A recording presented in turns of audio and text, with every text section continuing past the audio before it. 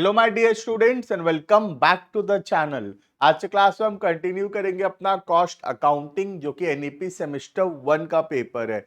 पिछले वीडियोस के अंदर हम ऑलरेडी ओवरहेड टॉपिक शुरू कर चुके थे।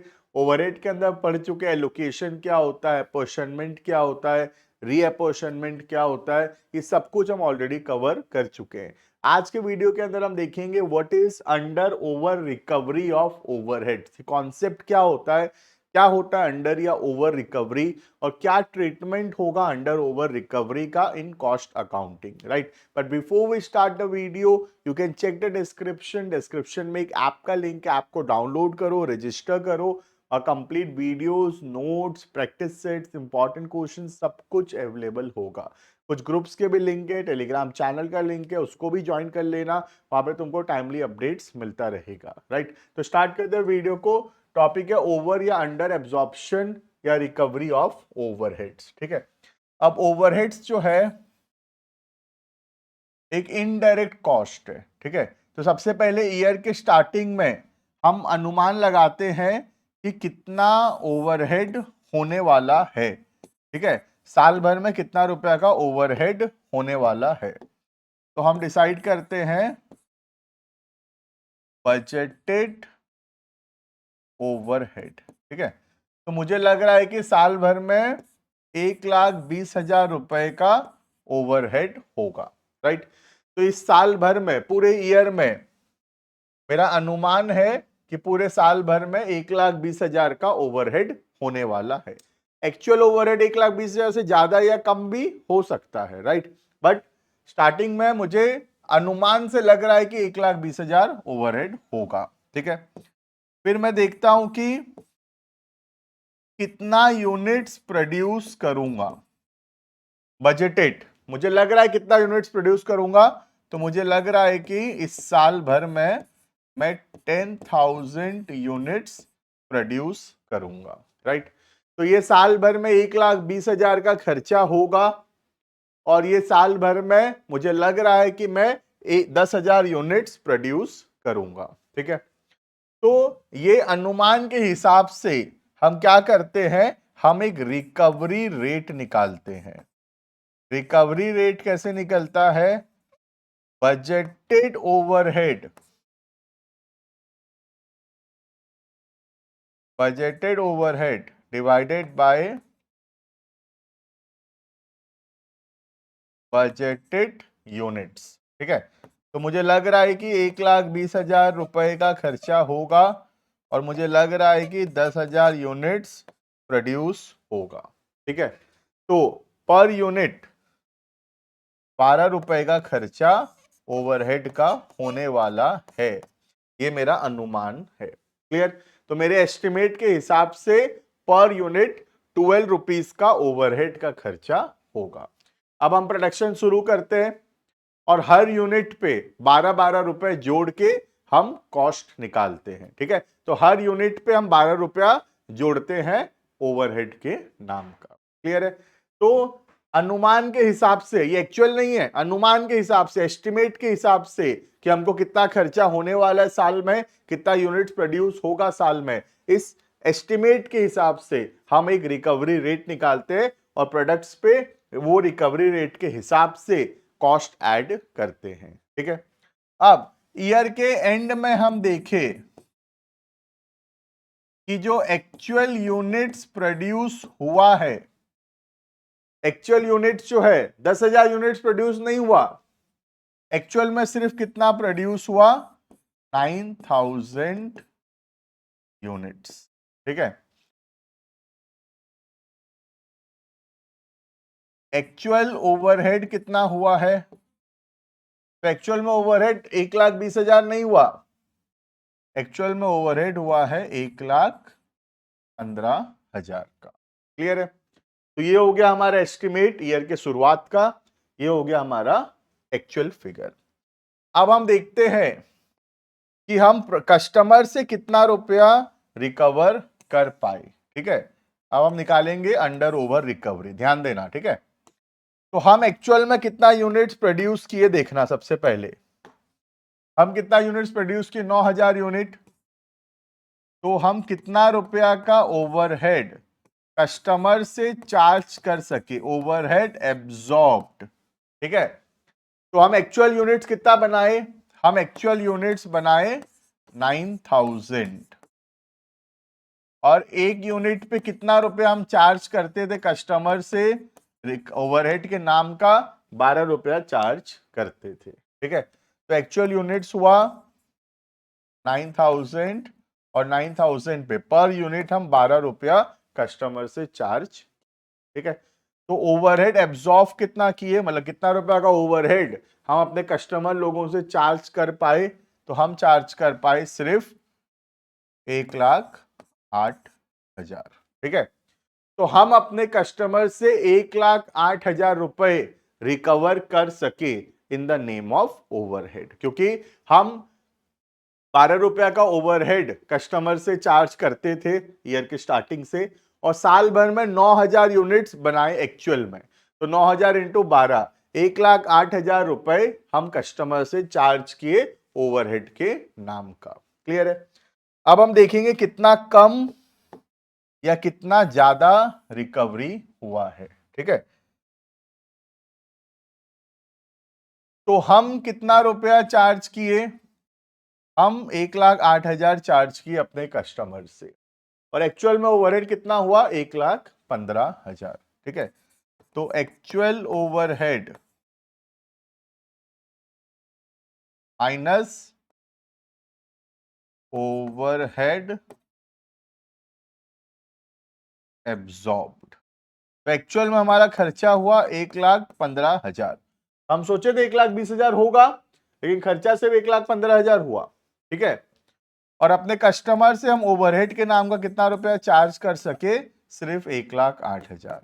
तो 7,000 रुपीज हम अपने कस्टमर से कम चार्ज किए, क्योंकि खर्चा 1,15,000 हुआ एक्चुअल में ओवरहेड के नाम का, बट कस्टमर से सिर्फ 1,08,000 रुपए लिए ओवरहेड का, तो यहाँ पे 7,000 रुपए का क्या है, अंडर रिकवरी। बात समझ में आ रहा है? 7,000 रुपए का अंडर रिकवरी है, मतलब जो एक्चुअल खर्चा हुआ 1,15,000 हुआ, लेकिन हम अपने कस्टमर से सिर्फ 1,08,000 रुपए चार्ज कर सके। क्लियर है? अगर यही चीज बाई चांस बोल रहा हूं कि अगर 1,08,000 की जगह 1,18,000 होता, तो 1,15,000 माइनस 1,18,000 माइनस 3,000 आता, और उसको बोलते ओवर रिकवरी। मतलब खर्चा हुआ 1,15,000, कस्टमर से चार्ज किए 1,18,000, तो 3,000 रुपए ज्यादा चार्ज किए, that is over recovery. Clear है ये? तो यहाँ पे 3 इंपॉर्टेंट फॉर्मूलाज बनते हैं, मैं फटाफट से फॉर्मूलाज को हाईलाइट कर देता हूं। सबसे पहला काम है रिकवरी रेट निकालो। रिकवरी रेट कैसे निकलता है? रिकवरी रेट निकलता है budgeted overhead divided by budgeted units. ठीक है, रिकवरी रेट हम ईयर के शुरुआत में निकालते हैं। उसके बाद सेकेंड फॉर्मूला आता है ओवरहेड एब्जॉर्ब्ड। ओवरहेड एब्जॉर्ब कैसे निकलता है? एक्चुअल यूनिट्स मल्टीप्लाइड बाय ये जो रिकवरी रेट निकला होगा। राइट, और तीसरा फॉर्मूला आता है अंडर या ओवर रिकवरी का। फॉर्मूला है एक्चुअल ओवरहेड, जो एक्चुअल खर्चा हुआ, माइनस ये वाला ओवरहेड एब्सॉर्ब्ड। क्लियर है? तो ये 3 फॉर्मूला है, इससे हम निकाल पाएंगे अंडर या फिर ओवर रिकवरी। क्लियर है? तो क्या ट्रीटमेंट होगा ये अंडर या ओवर रिकवरी का in the books of accounts, ये हमको देखना है। क्लियर है? ये देखना, where overheads are charged to different cost unit on the basis of predetermined overhead rate। ये predetermined overhead rate को क्या बोलते हैं हम लोग? RR, recovery rate, also called as predetermined overhead rate। At the end of the accounting period, the total overhead charge will be roughly equal to the actual overhead। तो जितना overhead आपने customer से रिकवर किए और जितना actual में हुआ, रफली इक्वल होगा, पर थोड़ा बहुत डिफरेंस जरूर होगा। अगर थोड़ा बहुत डिफरेंस है तो या तो वो ओवर एब्जॉर्प्शन होगा या फिर अंडर एब्जॉर्प्शन। क्लियर है? तो ये ओवर या अंडर एब्जॉर्प्शन होने का क्या रीजन है देखना। हो सकता है कि हम बजट ही गलत बनाए थे, राइट। हो सकता है हमारा बजटेड ओवरहेड ही गलत था, या हो सकता है हमारा बजटेड यूनिट्स ही गलत था, या फिर हमारा एक्चुअल ओवरहेड जितना हम सोचे थे उससे कहीं ज्यादा हो गया। तो एक्चुअल ओवरहेड हम मिसयूज किए, तो हो सकता है ओवरहेड ज्यादा हो गया, इस वजह से अंडर ओवर रिकवरी आ सकता है, राइट। देखना, wrong estimation of overhead expense, ये रीजन है अंडर ओवर रिकवरी होने का। Second, wrong estimation of output और आवर्स। थर्ड है under over utilisation of production capacity, हम बहुत ज्यादा प्रोडक्ट बना दिए, 10,000 सोचे थे, 10,000 बनना भी चाहिए था, लेकिन हम 8,000 बना सके, तो फिर दिक्कत हो जाएगा। या फिर ऐसा हो सकता है हम बहुत ज्यादा बना दिए, तो भी प्रॉब्लम तो हो जाएगा, राइट। तो ये अंडर या ओवर रिकवरी होने का रीजन है कि हो सकता है जितना हमारा कैपेसिटी है हम उससे कहीं ज्यादा प्रोड्यूस, या फिर या फिर उससे बहुत कम हम प्रोड्यूस किए हैं। क्लियर है। अब ये अंडर ओवर रिकवरी का क्या ट्रीटमेंट होगा बुक्स ऑफ अकाउंट्स में, हमको ये देखना है। तो सबसे पहला, कैरिंग ओवर ऑफ ओवरहेड्स। तो हम ओवरहेड को कैरी फॉरवर्ड कर सकते हैं नेक्स्ट पीरियड में, जैसे इस मंथ का अंडर ओवर रिकवरी को हम कैरी फॉरवर्ड करके एडजस्ट कर सकते हैं नेक्स्ट मंथ में, ठीक है। तो पहला तरीका हो गया carrying over the overhead. The amount of under over recovery overhead may be carried over to the next period. Next period में कैरी करके नेक्स्ट पीरियड में एडजस्ट कर देंगे, ठीक है। कब हो सकता है ये जितना इंपॉर्टेंट नहीं है, ठीक है। खाली कब हो सकता है थोड़ा बहुत जानना चाहिए। एक हो गया अगर सीजनल फैक्ट्री है, तो अगर एक सीजन में अंडर ओवर रिकवरी हो भी गया तो उसको हम पास ऑन कर देंगे नेक्स्ट सीजन, ठीक है। Second, in case the business output affected by business cycle and overhead rates have been predetermined for a period of more than 1 year, the balance of year may be transferred to next year's accounts and so on. तो अगर business cycle से impact होता है, customer मतलब आसपास के situation से impacted है, तो अगर हम बहुत सारे सालों का रिकवरी रेट निकाले हैं, तो ऐसा हो सकता है कि एक ईयर में अंडर ओवर रिकवरी हो भी गया तो उसको हम पास ऑन कर सकते हैं नेक्स्ट ईयर में, ताकि एक ईयर में अंडर ओवर रिकवरी हुआ वो नेक्स्ट ईयर में एडजस्ट हो जाएगा। या फिर अगर बिजनेस नया नया है तो स्टार्टिंग में तो हमसे गलती हो सकता है एस्टिमेशन में, या स्टार्टिंग में एक्चुअल प्रोडक्ट्स या एक्चुअल ओवरहेड भी उतना सही से हम बना नहीं पाएंगे, या उतना सही से प्रेडिक्ट भी नहीं कर सकेंगे। तो इनिशियल ईयर्स में जब बिजनेस नया है तब अंडर ओवर रिकवरी को हम ट्रांसफर करते हैं नेक्स्ट अकाउंटिंग ईयर में। क्लियर है। तो ये पहला ट्रीटमेंट हो गया अंडर ओवर रिकवरी का, that is passing on the under over recovery to the next accounting period. Clear है।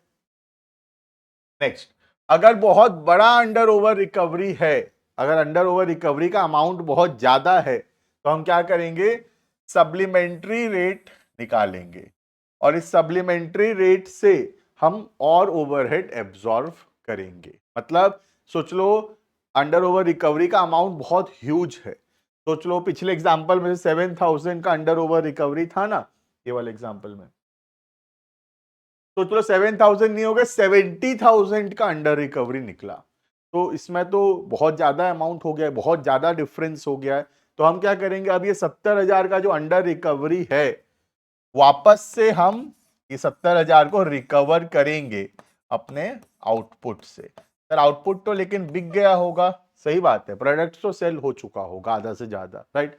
तो हम क्या करेंगे, ये अंडर ओवर रिकवरी को प्रोडक्ट के कॉस्ट पे ऐड करेंगे, जिससे क्या होगा, प्रोडक्ट का कॉस्ट बढ़ेगा और ओवरऑल हो सकता है कि हमको थोड़ा प्रॉफिटेबिलिटी हमारा उससे कम दिखेगा, राइट। तो अगर अंडर ओवर रिकवरी का अमाउंट बहुत ज्यादा है, if the under over recovery amount is quite large, then the under over recovery is to be recovered from the products by calculating a supplementary rate. Supplementary rate कैसे निकलता है, जो भी under या ओवर रिकवरी हुआ है divided by actual base. तो जो भी अंडर ओवर, ये माइनस नहीं है, ध्यान रखना, दिस इज नॉट माइनस, ये माइनस नहीं है, ठीक है। तो जो भी अंडर ओवर रिकवरी हुआ है डिवाइडेड बाय एक्चुअल बेस। अगर पिछले एग्जांपल का बात करूं तो 7000 का अंडर रिकवरी है और एक्चुअल यूनिट्स है 9000, ठीक है। तो हम क्या करेंगे, 7000 डिवाइडेड बाय 9000, ये रफली 0. राउंड अप करूं तो मैं 0.8 के आसपास आएगा, ठीक है, पर यूनिट। 7 पॉइंट कुछ आएगा, 0.8 में ले रहा हूं ऐसे ही समझाने के लिए। तो 0.8 रुपीज पर यूनिट आएगा। तो ये 0.8 रुपीज हम फिर से प्रोडक्ट के कॉस्ट पे ऐड करेंगे। तो हर प्रोडक्ट पे 0.8 रुपीज और ऐड करेंगे in the name of overhead. Clear है। तो सप्लीमेंट्री रेट कब लगता है, जब अंडर ओवर रिकवरी का अमाउंट बहुत ज्यादा है। तो उस अंडर ओवर रिकवरी को हम फिर से एब्जॉर्ब करते हैं प्रोडक्ट्स में। कैसे निकालते हैं, under over recovery divided by actual units. Clear. यहां पे ध्यान रखना क्या है, एक्चुअल यूनिट्स है, ठीक है, यहां बजटेड नहीं है, यहां एक्चुअल यूनिट्स है। क्लियर है।